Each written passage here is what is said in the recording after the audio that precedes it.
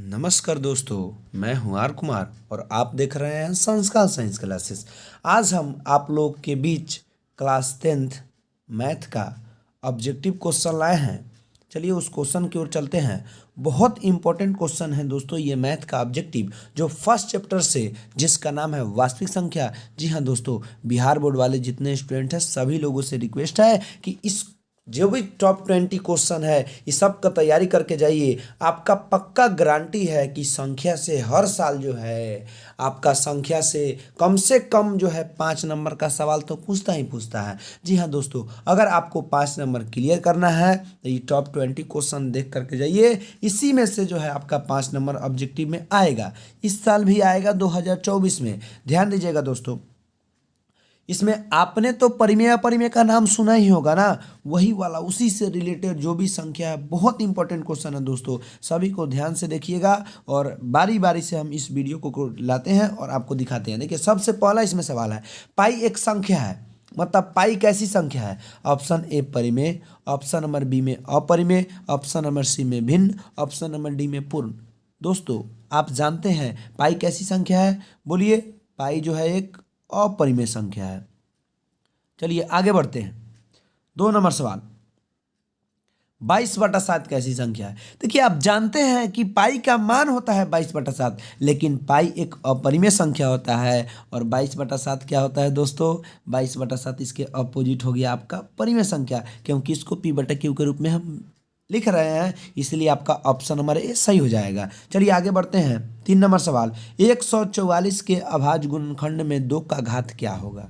मतलब 144 को लीजिए और तोड़िए और उसको देखिए कि 2 का अधिकतम घात क्या है। ऑप्शन नंबर ए में है 6, ऑप्शन नंबर बी में जो है आपका 4, ऑप्शन नंबर सी में जो है 5 और ऑप्शन नंबर डी में है 3। बिल्कुल इसका right answer option number B हो जाएगा दोस्तों, यानी ऑप्शन नंबर बी में 4। ठीक है ना दोस्तों। चलिए अब आगे बढ़ते हैं क्वेश्चन नंबर 4 की ओर। क्वेश्चन नंबर 4 कहता है कि 2 लगातार संख्याओं का मौसा क्या होगा। जी हाँ दोस्तों, 2 लगातार संख्या, आप लीजिए संख्या स्टार्ट कहाँ से होती है, 1 से। तो लगातार का मतलब हुआ कि 2 को जो है लगातार जो संख्या उसका क्या कीजिए, पकड़ लीजिए दोनों को और उसका मौसा निकालिए क्या होगा। ऑप्शन नंबर ए में 0, ऑप्शन नंबर बी में 1, ऑप्शन नंबर सी में 2 और ऑप्शन नंबर डी में 3। दोस्तों इसका राइट आंसर हो जाएगा ऑप्शन नंबर बी, यानी कि 1 हो जाएगा दोस्तों। चलिए आगे बढ़ते हैं क्वेश्चन नंबर 5 की ओर।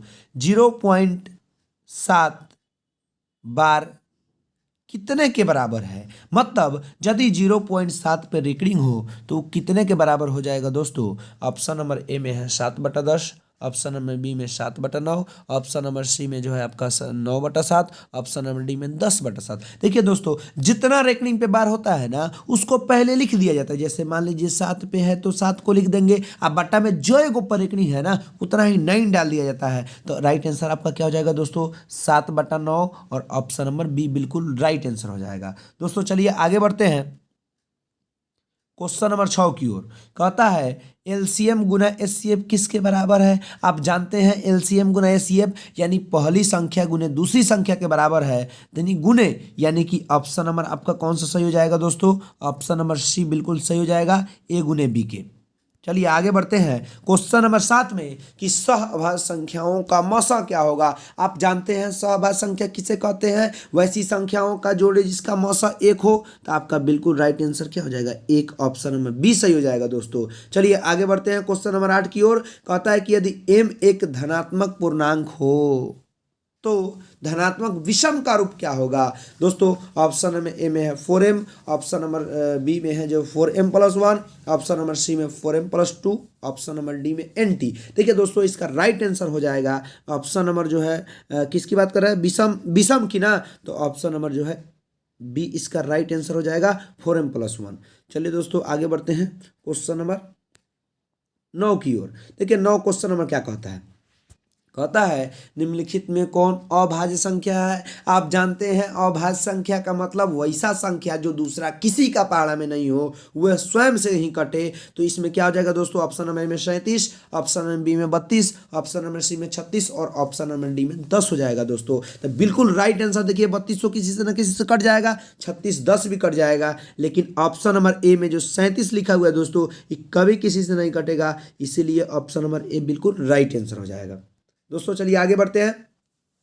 कह रहा है कि किसी पूर्णांक m के लिए सम संख्या का रूप क्या होगा। आप जानते हैं ना सम संख्या का रूप दोस्तों, यहाँ पे जैसे m कोई भी पूर्णांक है तो सम का रूप जो हो जाएगा दोस्तों, इसमें जो है आपका एक थोड़ा सा मिस्टेक हो गया है, जिसमें आपका जो है ना a एवं b दोनों हो जाएगा, दोनों रहना चाहिए, तो हम दोनों पर घेर देते हैं दोस्तों, क्योंकि सम में ये दोनों आ जाएगा और बिल्कुल आपका राइट आंसर ये दोनों में से कुछ भी रहे तो मार दीजिएगा। चलिए दोस्तों आगे बढ़ते हैं क्वेश्चन नंबर 11 की ओर।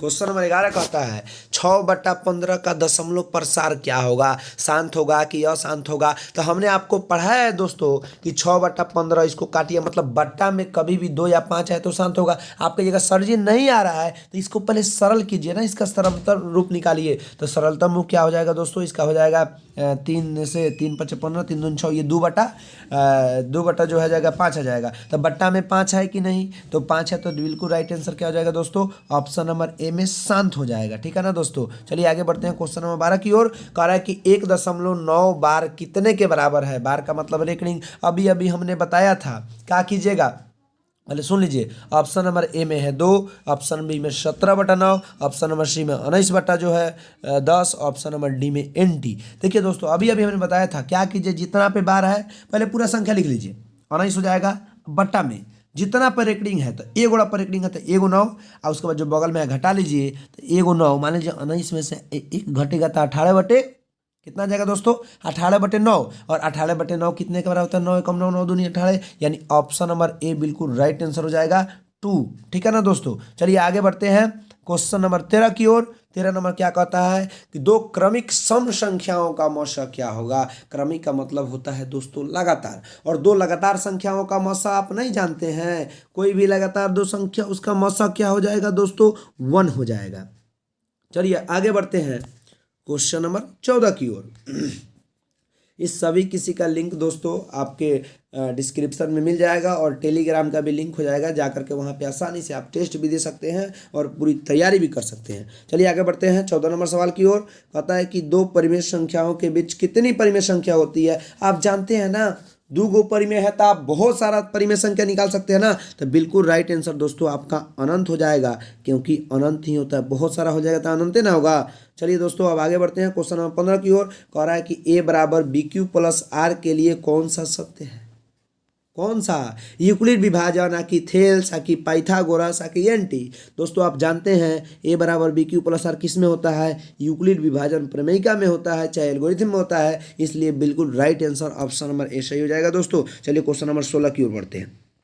16 नंबर क्वेश्चन है 2.8696 कैसी संख्या है, मतलब परिमेय है कि अपरिमेय है कि पूर्णांक है। दोस्तों आप जानते हैं ना इसको P/Q के रूप में लिख सकते हैं, इसीलिए एक ऐसी संख्या हो जाएगी दोस्तों, ये एक परिमेय संख्या हो जाएगी। बिल्कुल right answer option number A में सही हो जाएगा। चलिए आगे बढ़ते हैं क्वेश्चन नंबर 17 की ओर। कह रहा है कि √17 बटा √27 कैसी संख्या है। आप जानते हैं √3 = 3, √9 तिरका जो होगा 27, यानी बिल्कुल आपका जो है दोस्तों राइट आंसर जो हो जाएगा √3 से जो है रूट के पहाड़ा में जो कटेगा √9, यानी कि यह क्या बच जाएगा, केवल 1/3 मिल जाएगा। और जब भी 1/3 मिल जाए ना तो 1/3 परिमेय है कि अपरिमेय आप नहीं जानते हैं, ये आपका बिल्कुल right answer option number A, यानी कि परिमेय जो होगा क्या होगा दोस्तों, परिमेय जो है आपका सही हो जाएगा। चलिए क्वेश्चन नंबर आगे बढ़ते हैं 18 की ओर। क्वेश्चन नंबर 18 कहता है निम्न में परिमेय को पहचाने, मतलब कौन परिमेय है। ऑप्शन में ए में √3/18, ऑप्शन नंबर बी में √3/5, ऑप्शन नंबर सी में √16, ऑप्शन नंबर डी में √3। आप जानते हैं जो भी संख्या रूट के बाहर रहती है तो कहिएगा सर जी तो सब रूटे में है, लेकिन निकलने की भी तो क्षमता किसी में होती है ना दोस्तों, तो कौन सा निकल जाएगा भाई, √16 का मतलब 4 होता है, तो बिल्कुल राइट आंसर जो है आपका ऑप्शन नंबर सी सही हो जाएगा, और √16 का मतलब 4 हो जाएगा दोस्तों। चलिए आगे बढ़ते हैं क्वेश्चन नंबर 19 की ओर। क्वेश्चन नंबर 19 है 18 और 72 का मौसा क्या होगा। 18 और 72 का मौसा, देखिए दोस्तों एक बात याद रखिएगा, जब भी 2 संख्या हो ना एक ही दूसरे के पहाड़ा में ही हो, जैसे 18 × 72, तो उसकी बड़ी वाली संख्या को LCM मान लीजिएगा और छोटी वाली संख्या को SCF मान लीजिएगा। तो बिल्कुल राइट आंसर बताइए दोस्तों, जब SCF की बात करें तो छोटी वाली, यानी कि ऑप्शन नंबर बी में जो है 18 बिल्कुल एकदम राइट आंसर हो जाएगा दोस्तों। अगला में बढ़ते हैं 20 नंबर सवाल।